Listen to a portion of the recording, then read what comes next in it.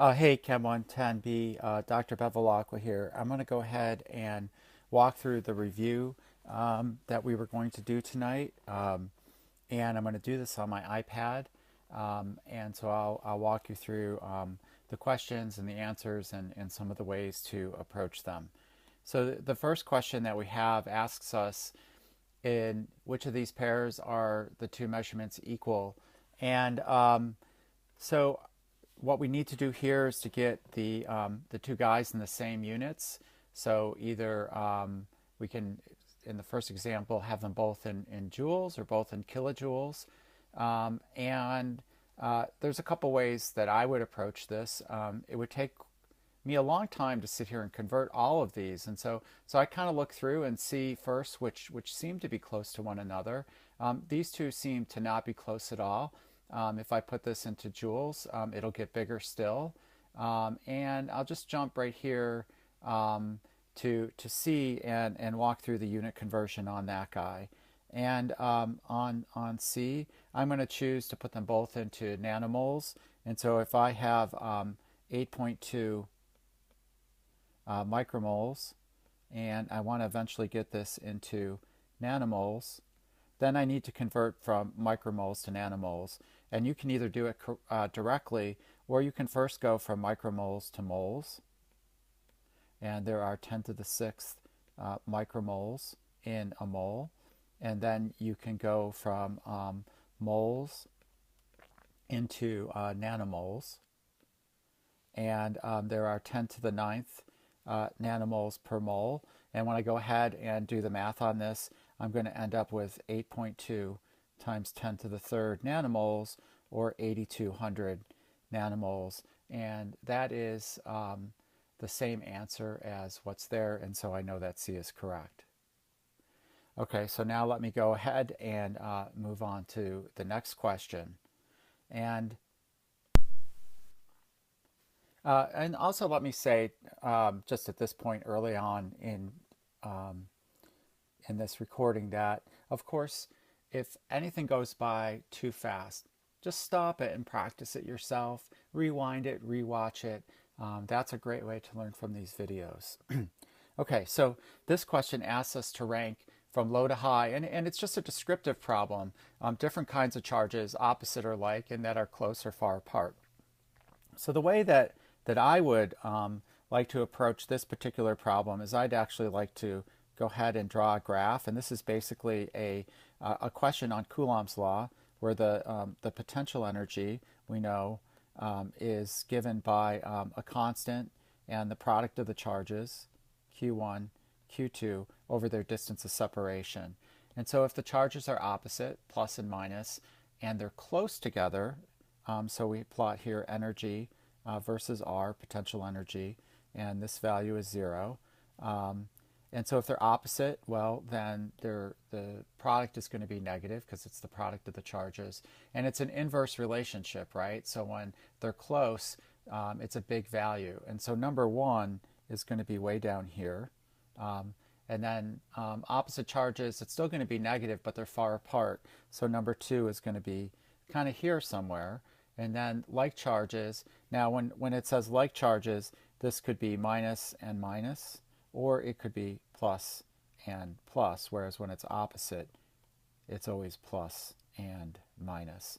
So we play the same game. If they are close together, then it's going to be, because it's R is inverse, when R is small, the potential energy will be big, and it'll be a big positive number.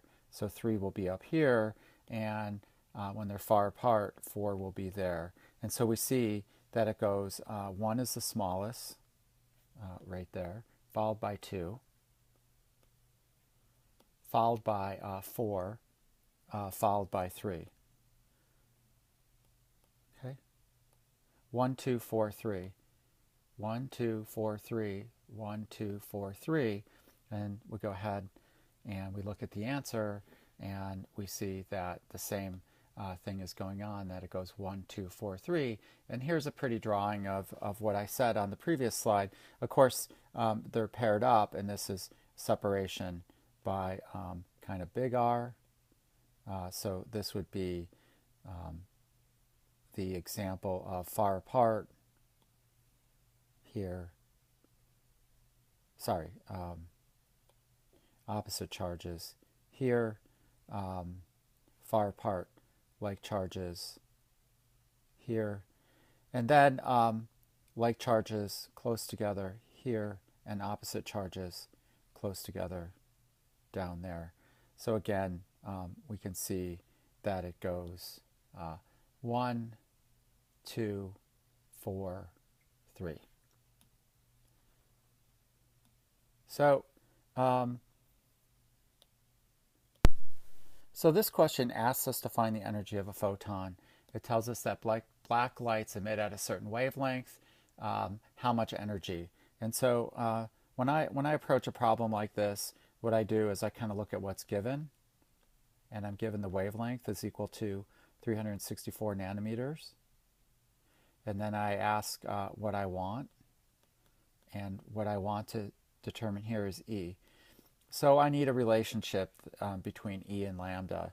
And I know that E is equal to, from my equations, that E is equal to NH nu. But here it's just one photon in a photon, so N is 1. And I know that c, the speed of light, is equal to lambda nu. And so I have these two equations. What I really need is I need energy as a function of wavelength. And so there's a couple ways that you can do this. I'm going to do it one way, and then when I advance through, you'll see it's done a slightly different way. And so I'm going to go ahead, I'm going to take this guy, and I'm going to solve it for frequency so that I can substitute into here. So frequency is equal to c over lambda, and so I'll substitute that in, and I can get a new equation that E is equal to hc over lambda. And then you just go ahead and you substitute in. So all of these equations will be given to you as well as the constants. And so I put in the value for h, Planck's constant, 6.626 times 10 to the minus 34 joule seconds. Then I'll go ahead and put in the speed of light as 3.00 times 10 to the 8th meters per second. And then, I'm going to need the wavelength in meters, and it's given to me in nanometers. So I'm just going to go ahead and convert it right here on the spot, that this is 364 times 10 to the minus 9th meters. If you want to pause it here and do that, substitution separately, you're more than welcome to. And then I'll go ahead and cancel units. Now, I know I don't want to put it in as nanometers because it won't cancel. I've got it in there in terms of meters, and meters cancel, seconds cancel. My answer will come out in joules. And when you do the math, plug this into your calculator, you'll get 5.46 times 10 to the minus 19th joules. Okay. So that's how I would like to solve it. Now on the next slide, you can see it's solved a little bit differently, and you can go ahead and walk through this. And what you'll see is here, we first solve for the frequency and get that value in terms of hertz or reciprocal seconds, and go ahead and substitute that in to this equation, the same equation, and get the energy out. As right there. So you see now two different solutions for that problem. Okay, so now we're going to move on here to quantum numbers. And for me, if I go to solve this problem, what I'm going to do is just think a little bit about the rules. And I'm probably going to take a moment and even sketch these down onto my exam or onto some scrap paper. And so I know that n can run from 1, 2, and so on, that L is defined in terms of n, and L runs from 0, 1, up to n minus 1. And then I know that M sub L runs from minus L to 0 to L.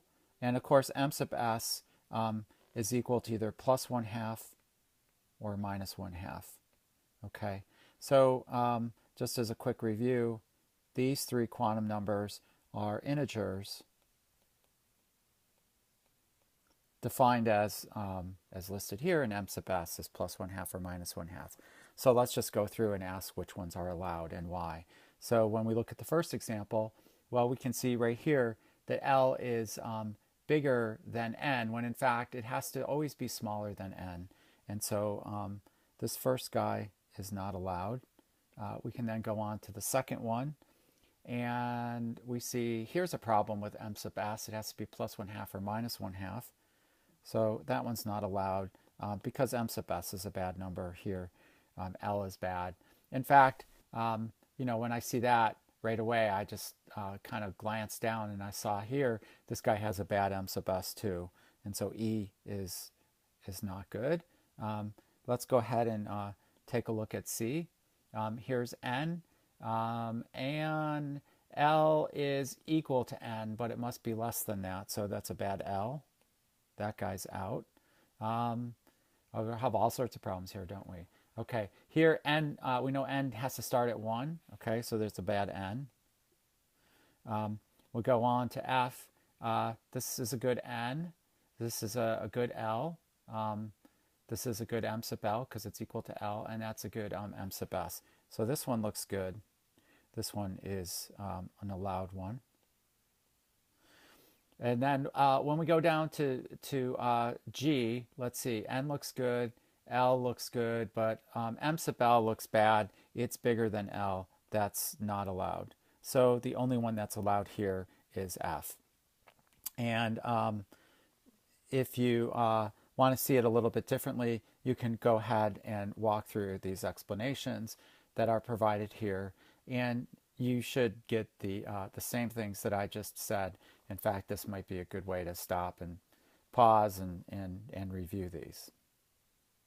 Okay, hope that helps. So let's go ahead and go on here to the next question. So more quantum numbers, and it asks about valence electrons in the ground state of vanadium. So to answer this question, you're going to need a periodic table. I don't have an easy way to pull one up right now onto this screencast, but I've got a periodic table open next to me, and why don't you pause the video here, go grab a periodic table, and then come on back. Okay, welcome back. And so when I go ahead and I look at vanadium, I can see that vanadium is element 23. It's in row 4, and it's the 5th one in. And so I know that vanadium has an electronic configuration with a noble gas core of argon. If I go backwards, the first noble gas I run into is argon, and then I've got 4s2 for the s blocks, potassium and calcium, and then I'm going to get 3d3 here. And that's the next three: scandium, titanium, and vanadium. Okay, so once I know that, then I can go ahead and answer this question. And the question asks me, which quantum numbers could be described a valence electron? So it's going to be any of these electrons, so either 4s2 or 3d3. So I can go through and look at that. And when I do, I can see that this is a 3p. I'm going to remember that when I'll just write a little set of rules here, L and the kind of the letter designation. So when L is 0, it's an S. When it's 1, it's a P. When it's a 2, it's a D. S, P, D, and when it's 3, it's F. Okay, so what I want here is either 4S or 3D. So this guy here is a 3P. And notice I'm not paying really any attention at all to these two columns. All of my attention is really going into the first two columns. So I'll continue down along here. This guy is a, well, L is 0. then that's an S. So this is a 4S, okay?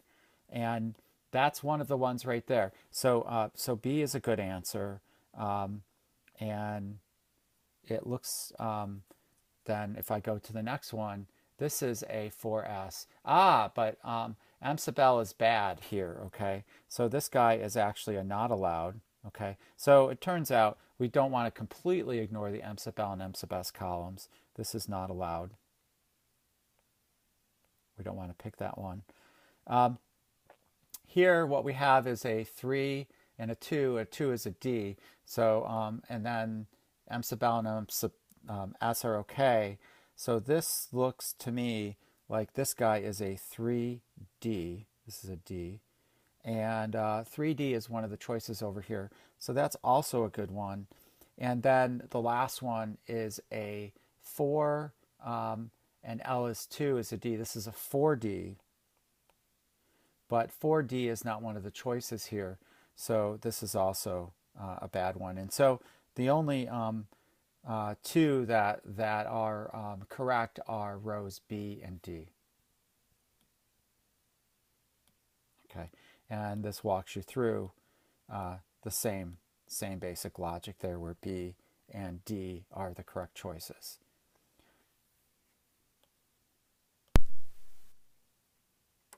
Okay, so this problem has to do with atomic mass and has to do with relative abundance, and it takes us through an example where there's 3 different isotopes.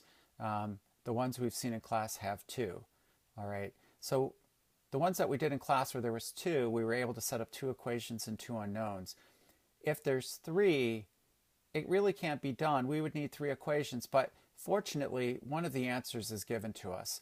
And so we can really, one of the abundance is given to us. So we can really set this up again as 2 equations and 2 unknowns. It's just a slight riff on what we've seen in class. And so let's go ahead and walk through this. And so it's set up here on the next slide. And it's just written out kind of neatly.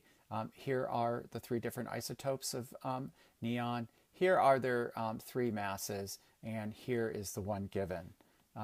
And so we begin by looking at a periodic table. And so again, I want you to pause the video and go ahead and open your periodic table and see what it gives us for the atomic mass, excuse me. And what you find is this number here, 20.1797. And we're going to set this up to the weighted sum of 3 terms. And the first one is going to be neon 20, this guy here, times its value of 19.992. And then I go ahead and take the next term, and that's going to involve neon 21 and its value of 20.994. Now, instead of just writing the mole fraction of neon 20, it's given to us as 0.27%. But remember that we need it in terms of fraction to put it in here. And so 0.27% is 0.0027 in terms of a fraction. Okay, so that's what we have there. And then continuing on, we need the third term for the third isotope for neon 22. So I'm going to go ahead and put in its mass of 21.991 is right there. And then that is the other unknown. So we see we have one equation and 2 unknowns. Mole fraction of neon 22, mole fraction of neon 20. Of course, now we need another equation and 2 unknowns. And then that's coming up here in just 1 second. First, we're just going to do the math to multiply these 2 guys together. Then we can go ahead and subtract this off of either side. So here we nicely have the one equation with the 2 unknowns. And we need another equation, and that is the sum of all the abundances must add up to 100% or equal to the number 1. And so I take the mole fraction of neon 20, the mole fraction of neon 21, the 0.0027, and then the mole fraction of neon 22. So now this is solvable. I've got 2 equations. Here's one, here's the other, and they're in the same 2 unknowns. So there's a number of ways that you could solve this. In fact, what I would encourage you to do is pause this video and solve it yourself and then come back to it. But what we're going to do here is substitution. So if we solve this for, you can go either way. We've solved it here for the mole fraction of neon 22, brought this guy over here, and then collected terms on the other side, and then we can substitute that in. So first we do the math to clean that up a little bit, and then we're going to substitute that in. So then we'll have only one equation with an unknown mole fraction of neon 20, and that's shown here. This is the substitution. Then we're going to rearrange and solve that. And that's just showing this. You can go through and look at the steps. I'll slow this down when you watch the video on your own. But what's done here is to distribute the term, and then basically go ahead and pull this term over there. And then in the next step, these two guys can be added together, and then we can divide over, and that leaves us with the mole fraction of neon 20 as 0.9048. We're not done. We still need to go and get the mole fraction of neon 22. And in order to do that, we would just substitute back in. That was if we needed to know that. Now, if we look carefully at the question, we can see that it actually only asks us for the abundance of the most abundant isotope of neon. Since it's about 90%, we could stop there. We know the other one is going to be much smaller than 90%. Now, if you had made a mistake and done it the other way and solved for the mole fraction of neon 22 instead, and found out it was a small number, which looks here would be about 10%, well, you would just go in and substitute and get the bigger number. In fact, some of you may have done that, and it will work out just fine in the end. Okay, so let's go ahead and move on here to the next question. This just shows the correct answer of 90%. Okay, so so here we have an electron configuration question, and on the left we have the electron configuration, and then we're asked to choose between these different choices on the right as to which atom or ion could it describe. So I'm going to begin this just by counting the number of electrons, and then do a process of elimination. Okay, so I can see, I'm going to count by twos, that there's 2, 4, 6, 8, 10, 12, 14, 16, 18, 20, 22, 24, 26, 28 electrons total in here. And then I'm going to go ahead and grab my periodic table. And when I do, I see that, that nickel has 28 electrons. And since none of the guys over here are charged, okay, then I know that it must be nickel. And so I can straight away scratch out anything but nickel. And I can see that this is definitely not a ground state that's shown here, because the low energy, you know, this axis here is energy, is vacant. So that tells me it's an excited state. So that one's wrong. And I'm going to go ahead with nickel in the excited state. Okay.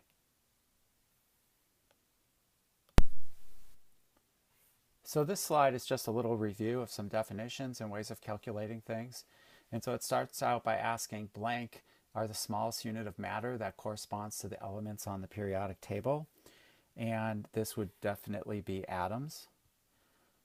The next question is blank are versions of an element with different number of neutrons. And so those are isotopes. And atoms that gain or lose electrons get charged up. If they gain, they become anions. If they lose, they become cations. So what describes both an anion and a cation is ions. An element's identity is defined by, well, it's not defined by the number of neutrons, but it's defined by the number of protons. And so right here, It's the number of protons, atomic number, or the number of protons. Um, you have 5 grams of a molecule. You can calculate the number of moles in the sample by doing what? Let's go ahead and pull out our pen to do this. And so I'm given the number of grams, and I'm asked to calculate the number of molecules. And so I'm going to put over here. Okay, and the way I think about this is what's given. This is what I want. How do I get from point A to point B? And so, well, I'm going to want over here molecules. And molecules come in a mole. And so what I need here is a term that's going to have moles on top in the numerator so that I can do this, and grams in the bottom so I can do that. And what comes in terms of grams per mole is the molar mass.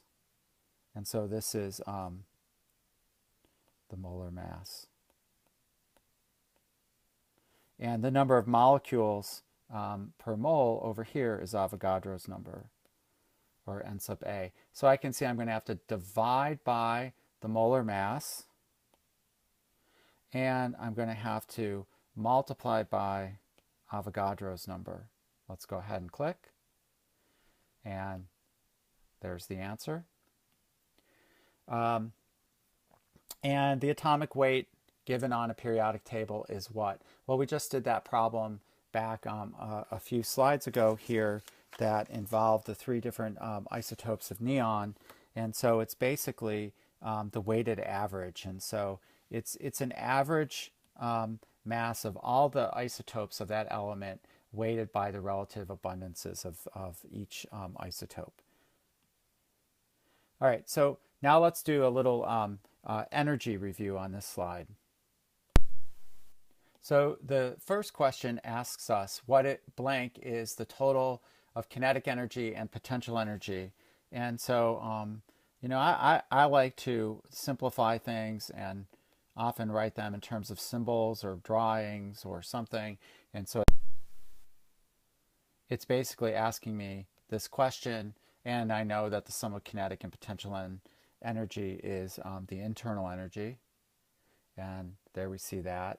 The next part of the question asks me, the collection of matter is called the blank. Everything outside of that collection is called the blank. So if I wasn't sure on the first one, when I read the second one, I'm pretty sure what's on the outside is the surroundings, and the part we're interested in is the system. And so it goes system and surroundings. All right, so let's move on to the next one. If delta E is blank, the energy of the system increases. Well, I'll draw a little picture here, and this is my system, and anything that causes heat or work to flow in causes delta E to get bigger. Stuff's going into it. And so basically that means if delta E is positive, the energy of the system increases. Delta E is the sum of blank and blank, and that is what I just drew in a race, but it's heat and work, Q and W. If heat enters the system, the sign of Q is what? Well, again, anything that flows into our system, and this is our system, whenever the direction is in, Q or W, it's always positive because E is going to go up. So if heat enters the system, then that means that Q is definitely positive. And if the system performs work, well, then the opposite happens. If it performs work, it's doing something, that means work is coming out. That's what, when I see, it's kind of a word problem. When I see the word perform, I think this, and if it's flowing out, then it's definitely negative. If the system loses energy and the sign of W is positive, the sign of Q must be what? Well, again, I draw my little diagram here, and I know that W is positive, and Q is something, but energy overall is going to be negative. And the only way that can be true is if the heat is negative, and not only is it negative, but it's a big negative. That's why I made a big arrow. The other way maybe to think about this is E equals Q plus W. It tells us that the system loses energy, so E is negative. The sign of W is positive. And the only way to have this equation work out is for Q to be a really, really big negative number. Okay, so Q is negative. Okay, carrying on. Blank is the heat transferred at constant pressure. And so the answer here is enthalpy. You could either write the word enthalpy, or you could write delta H, or you could write QP. They're kind of all the same.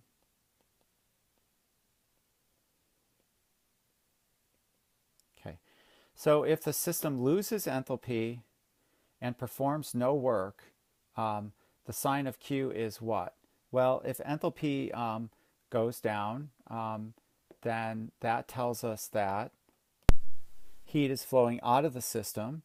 And so, again, if we prefer, we can draw a picture. It's losing enthalpy, QP. And so that tells us that the sign of QP is negative.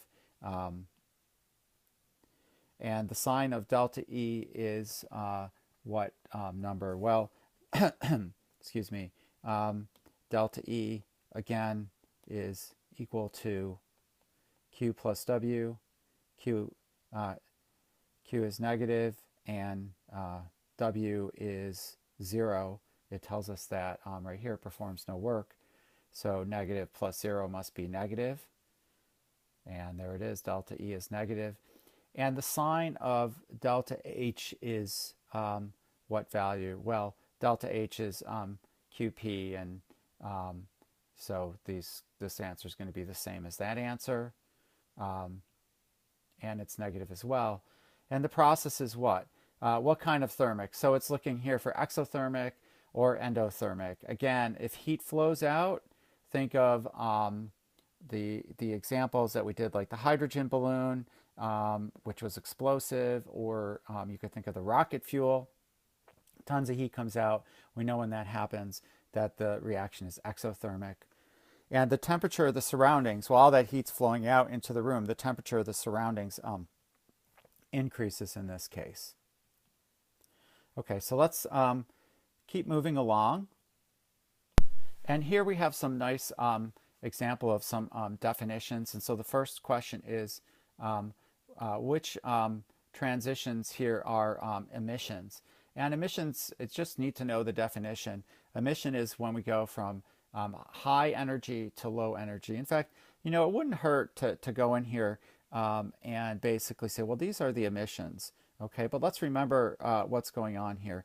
In an emission, let's pick, for example, process C. And in this, the electron goes from an excited state down here to the ground state. So the hydrogen atom basically loses energy.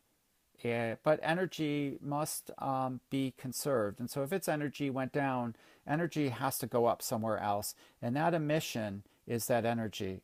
The energy that's lost by matter, by the electron going down, is leads to creation of a photon that basically is going to come out here. And I'm going to draw it with a little wave, because we know that light is both a particle and a wave. And the energy of that photon is h nu. So we have here a relationship between matter, something with mass, an electron, and light, which has no mass. All right, so going back, simple answer again is the red are emissions. They're going from high to low, so it's CDE. Which are absorptions? Well, those are going to be the other two, so A and B. Which transitions will emit the photon with the most energy? Okay, well, we just saw that emissions emit photons, and the most energy, it looks like this is a nice picture, that this has the biggest arrow, and so that should have the most energy, and it does, transition C. And the final question here is, which transition will emit the photon with the longest wavelength? Well, okay, when I think about this, because wavelength isn't shown on this diagram, what I'm going to have to do is relate energy and wavelength. And again, energy is equal to h nu. Nu is equal to c over lambda. And so I can combine these two to give me that E is equal to hc over lambda. Or I can see that there's an inverse relationship. So the question asks me longest wavelength. So longest wavelength will be smallest energy. The one with the smallest energy is transition E. Okay.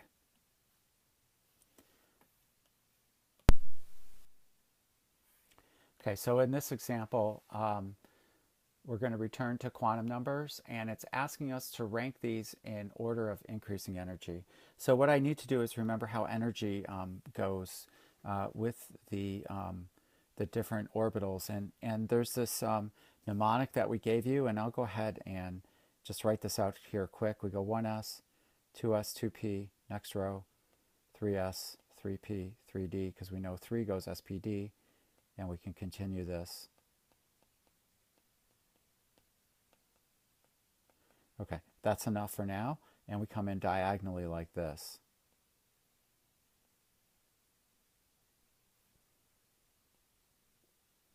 And then this is the order of increasing energy. So we start with the 1s, we go to the 2s, and then after that we go 2p, 3s, and then after that we go back up here, we go 3p, 4s, and then after the 4s we go to the 3d and the 4p, and then the 5s. Okay, that's enough for now. So we'll go ahead and ask what are these what are these particular orbitals here. First, let's just make sure they're all allowed. We saw before that sometimes that happened, that they weren't allowed. This one looks good. L is less than N. M sub L is allowed. M sub S is good. And I can quickly inspect and I can see that they're all allowed. Okay, so now let's figure out what these guys are. If they're all allowed, I'm going to focus all of my energy, my attention on the first two columns, and I'm going to see that this first one here is a 3D, L is 2. This is a 2S, L is 0. This is a 3P, L is 1, and a 4P, L is 1. And so now I'm just going to find out where they are in terms of my ranking here. So here's the 2S. That's this guy. It looks like he's the lowest. So number 2 is the lowest. Whoops. Okay. And then after that, I'm going to go down here and I'm going to look and see 3P comes before the 3D, which comes before the 4P. Okay, so then I have the 3P, the 4P, and the 3D is here. Okay, so I have number 2. The next one is the 3P, which is number 3. And then the next one is the 3D, which is number 1. And then the final one that I have left is the 4P, and he should be the highest, and that's number 4. So when I look at these, they should go 2, 3, 1, 4.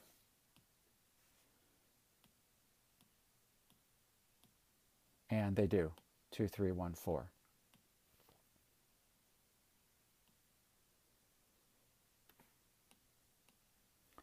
Okay.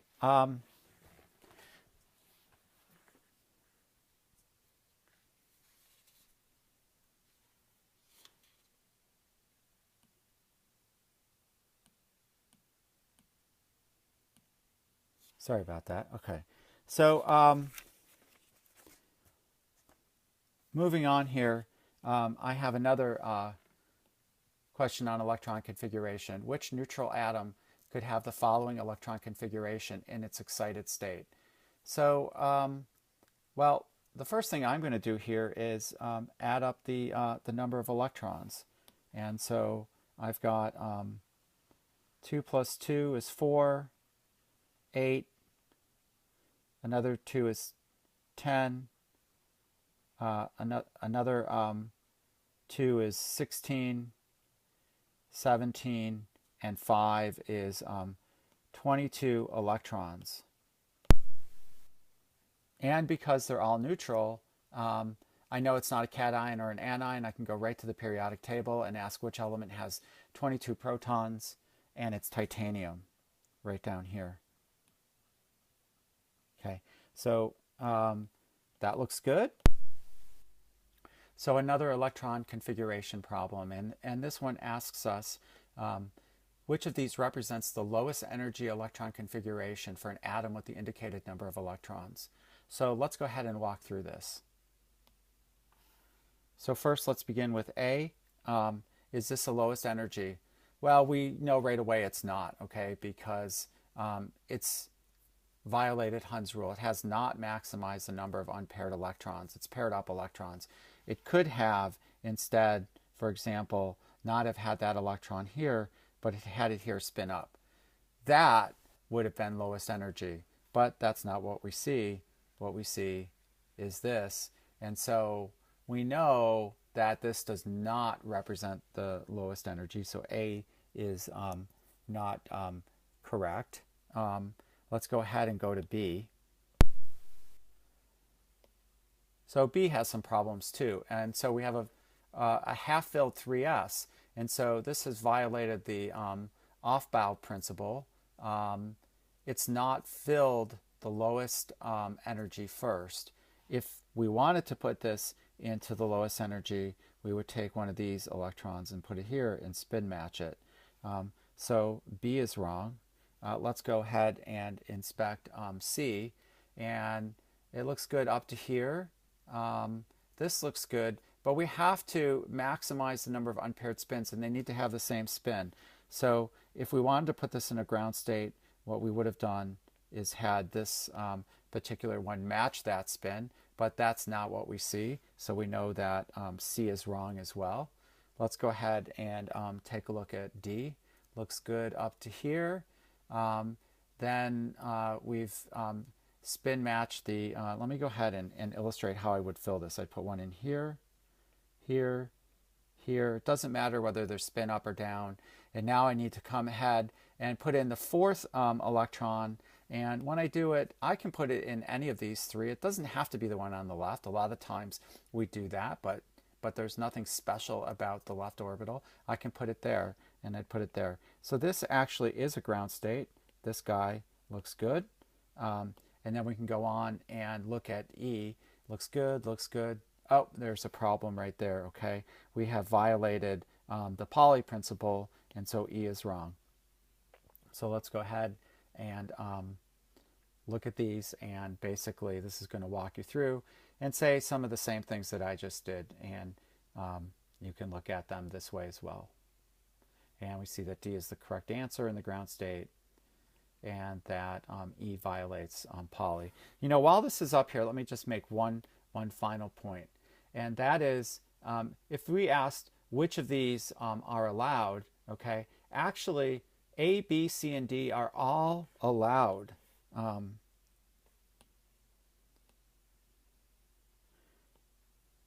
They're all possible.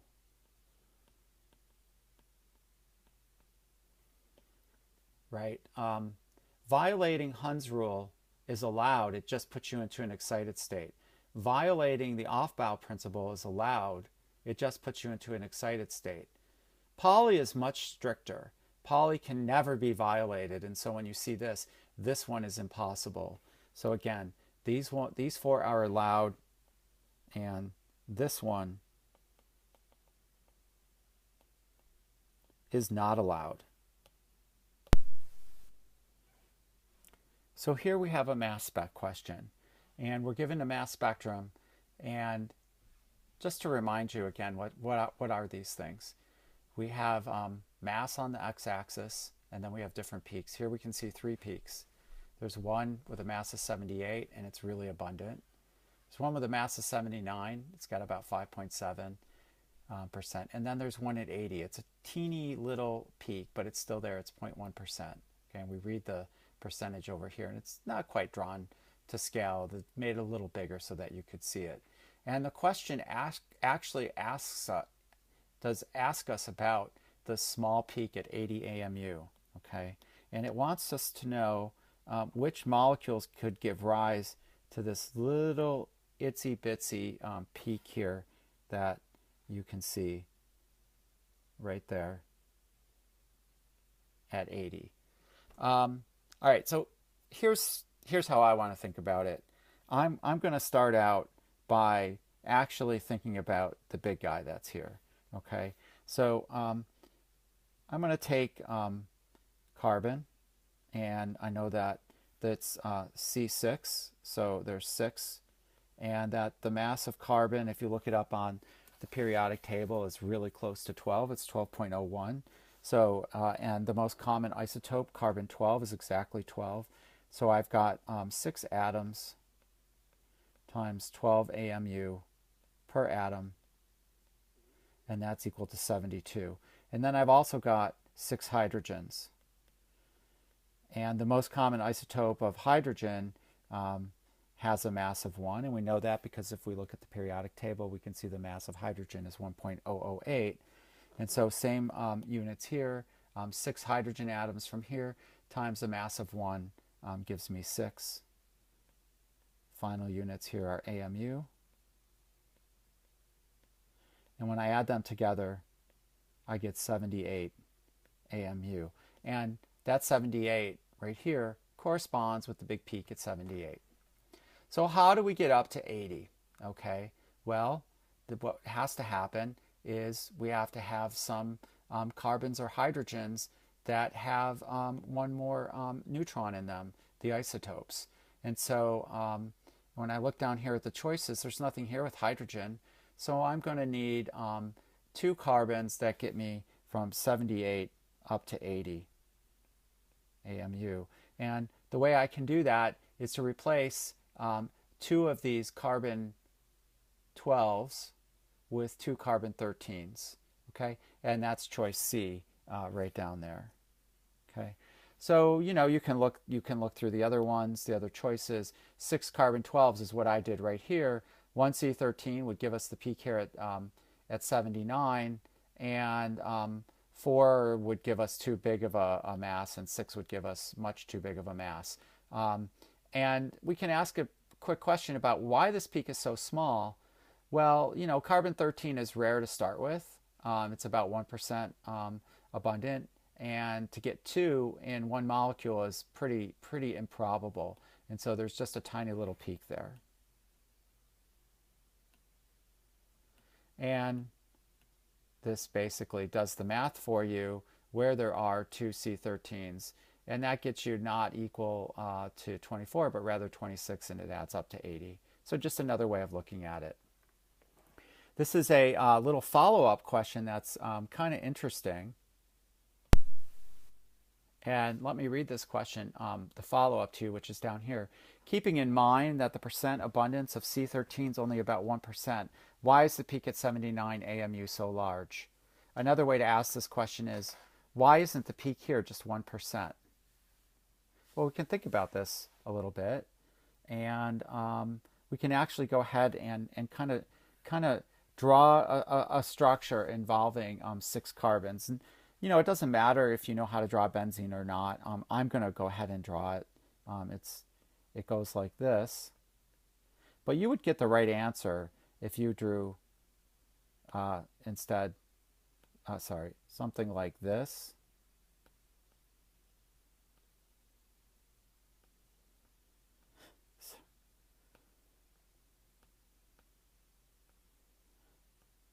One, two, three, four, five, six.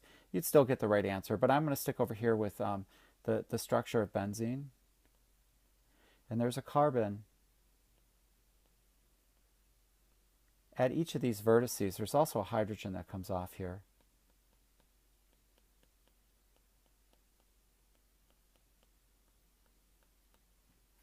So yeah, each carbon is 1%, but there's lots of different carbons in here. So in other words, the chance of having any carbon on BC13 is about 6 times the value of just one of them. And that's shown, there's a nice picture of that here. And so we can have this one BC13, or we can work our way around. The next one to the left, the next one to the left, or we can go to the right and the right and the right. And so what's really going on is that all three of these have exactly the same mass. So in other words, they're isomers. And when you take all these guys and you add them together, sum them up, you give rise to the peak that's there. All of them can be under there. In fact, they're all indistinguishable. Okay. So, and that's written down here in words. C13 has a 1% abundance, but there are 6 carbons, so there's 6 chances for there to be a C13 atom. Kind of neat.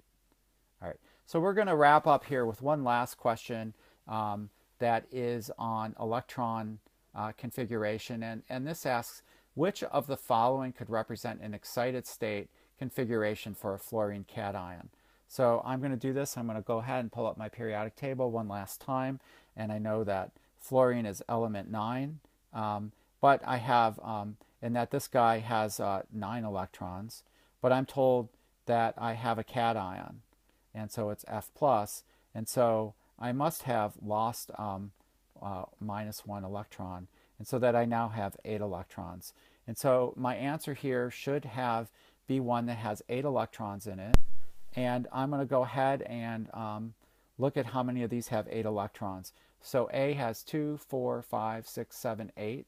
That looks like a possible choice. B has 2, 4, 6, 7, 8, 9.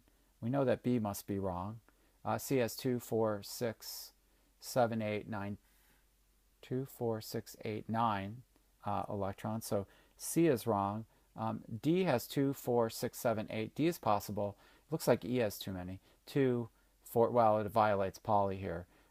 4, 6, 7, 8, 9. So it's wrong on multiple accounts. It has too many electrons and it violates Pauli. And so now it asks us for which is an excited state of the fluorine cation. And so I'm just going to look at which of these are excited states. Well, D is a ground state. So it's obeyed Aufbau, it's obeyed Hund's rule, it's obeyed Pauli. So D is a ground state. So it's wrong because the question asks us for the excited state. And that gives us A as the excited state. So I'm gonna stop there. I hope that you find this helpful. My sincere apologies again for the problems that we had with not being able to get into the forum. There's another review session available tomorrow evening with the LAs, and Dr. Gardner will be there as well. And have a good night, and I will see you all on Wednesday.